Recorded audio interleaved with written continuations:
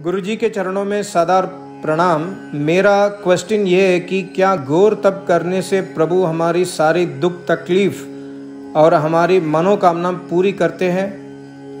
क्या हनुमान चालीसा का जाप से प्रभु प्रसन्न होंगे? इस सवाल के जवाब देते हुए मेरे आचार्य जी स्वामी राम स्वरूप जी योगाचार्य कहते हैं, हाँ, घोर तप करने से ईश्वर हमारी तकलीफें दूर और शुभ कामना पूरी करते हैं।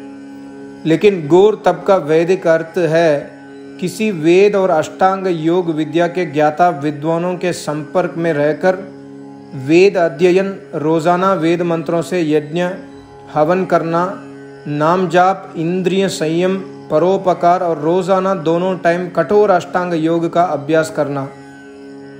ईश्वर की ऐसी पूजा करने से ईश्वर शुभ मनोकामना पूर्ण करता है, दुख नाश करता है। हनुमान चालीसा का जाप ईश्वर के बनाए वेदों में कहीं भक्ति नहीं है। वेदों में तो केवल एक निराकार, सर्वव्यापक, सर्वशक्तिमान ईश्वर की पूजा करने को कहा है। वे ईश्वर ही सारे संसार की रचना, पालना और संहार करता है और कोई भी नहीं। इसके अलावा कोई दूसरा ईश्वर नहीं है जिसकी पूजा की जाए। नेक्स्ट क्वेश्चन, अगर नॉन वेजिटेरियन मना है तो भगवान ने इंसान को नॉन वेजिटेरियन खाना डाइजेस्ट करने की ताकत क्यों दी?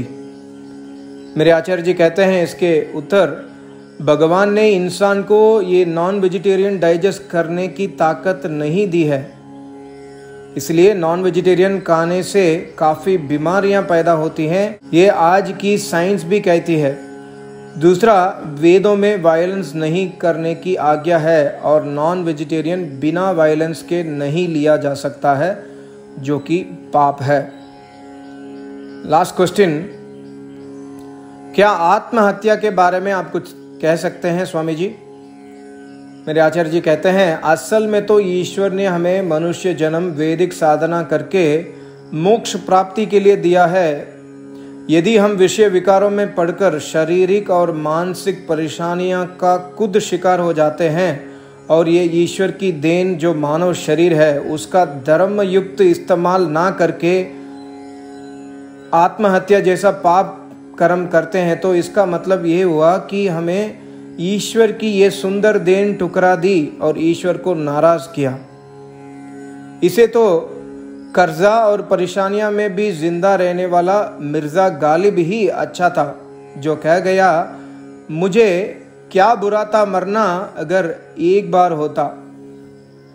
यहां गालिब कह रहा है कि परेशानियों से घबरा कर कोई मरेगा तो इसका मतलब ये थोड़ी है कि वे परेशानियों से आजाद हो गया।